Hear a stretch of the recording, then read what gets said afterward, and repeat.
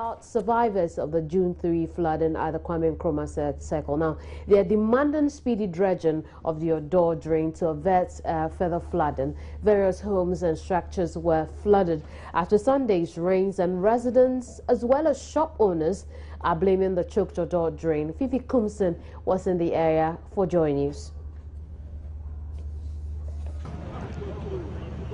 This drain is supposed to be several meters deep, but as it is now, it is choked, filled with sand and garbage. That means it's unable to carry the amount of water it's supposed to carry, leading to the flooding at the Kwame Nkrumah Circle.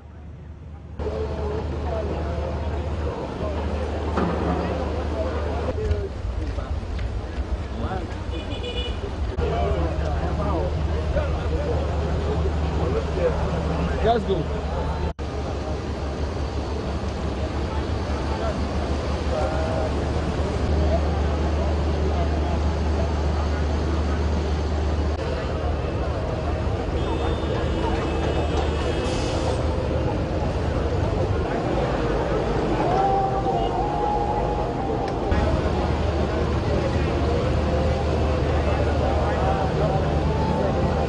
And the situation is not any different here on the side of the Odo drain. It is filled with sand, silt, and gravel. But the volume of filth is so high, these gentlemen find it convenient to attend to nature's call.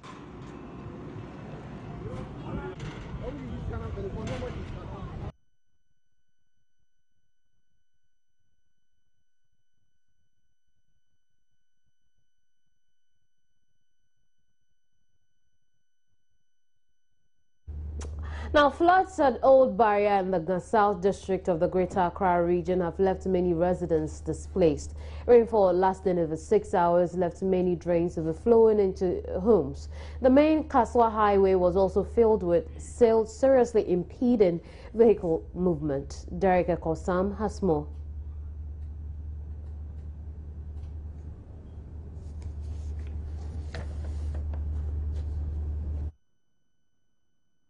The authorities are not doing enough to desilt the drain. The choke drain is the cause of all this flooding. Our leaders must do more to help the situation.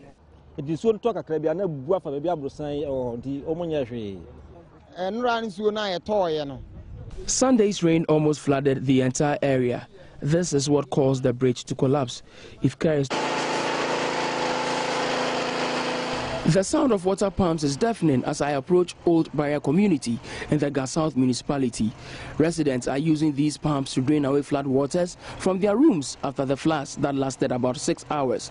This was the situation on the highway late afternoon on Sunday during the downpour. Sand and mud have filled up a majority of the area, impeding the movement of residents. Residents say the destruction of the only drainage in the area following the construction of the Malam Kaswa Highway is a major cause of their floods. They are therefore asking for the construction of a proper storm drain in the area to help channel flood waters. Residents tell me they have no storm drain except for small gutters they individually constructed. These gutters are also choked with silt and garbage, making it impossible for the water to have a smooth passage. I think it's from the road. I don't know how they did the gutter. So there is no gutter that when the water comes, it can pass it through. It's all the time comes inside the store. You see, we are now having our destiny all the time when we come, and the customers, if they come and they see this, they don't want to buy the items. How long does the water stay here? It takes like 1 week, 2 weeks. Because the more we are pulling out, and the more is coming out inside. So if I'm coming work, sometimes, even today that I'm coming work, I was thinking about how am I going to work. And you can see, whenever you are inside with this metal, you can hurt yourself. If they can make some gutter, when the rain falls, the water can pass it. Oh, it is the poor road construction because of the road, how they did the road and the gutter. There's no gutter here.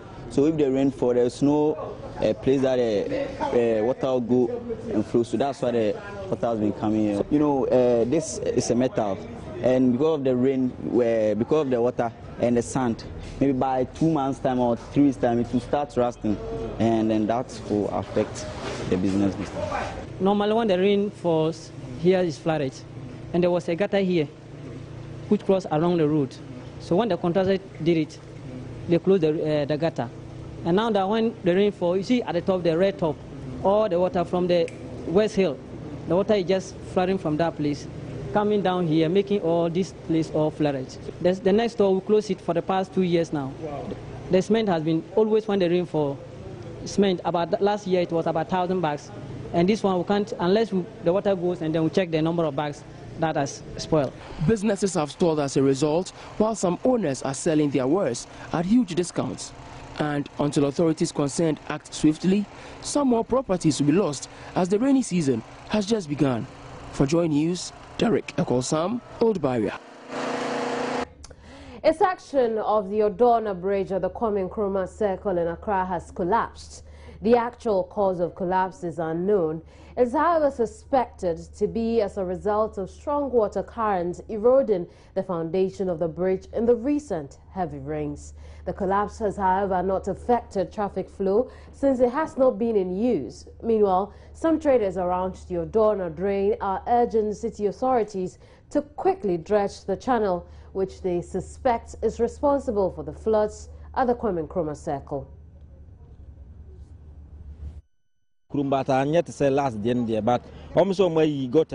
The authorities are not doing enough to desilt the drain. The choke drain is the cause of all this flooding. Our leaders must do more to help the situation.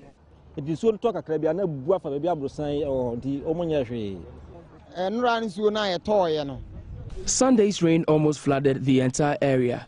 This is what caused the bridge to collapse. If care is not taken, the worst can happen.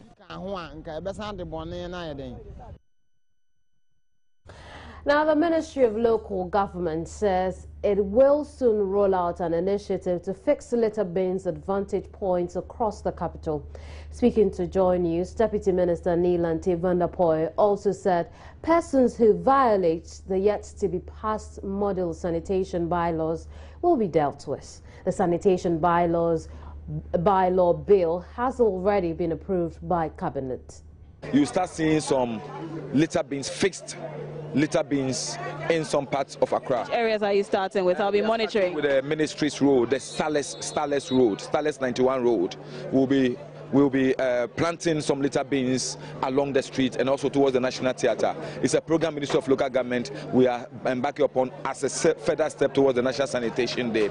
And we are encouraging all assemblies to emulate that and to start it in other parts of the country. So that when those things are fixed about 100 meters apart and you drink water and you get to the dustbin, you can keep it, and then when you get to the dustbin, you dump it in.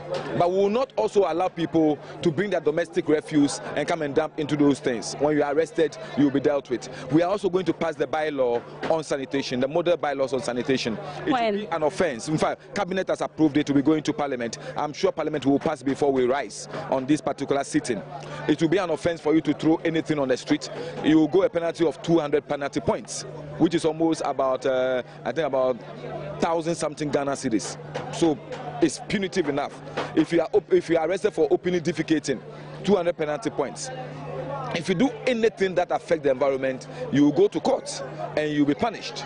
The punitive measures are so deterrent enough. 2, we also are going to make the National Sanitation Day compulsory and mandatory on every Ghanaian to take part. So that those of people who come around, when we are cleaning, they stand in front of their shops and look at us to clean. Because we are those who sleep here, we want to tell them that they will not have it easy anymore. Every Ghanaian will have to participate. Unless there is much compelling reason why you cannot take part in National Sanitation Day, you don't have any right to refuse. Oh, we'll see how that pans out here in the capital city. There's more news ahead. Don't go away.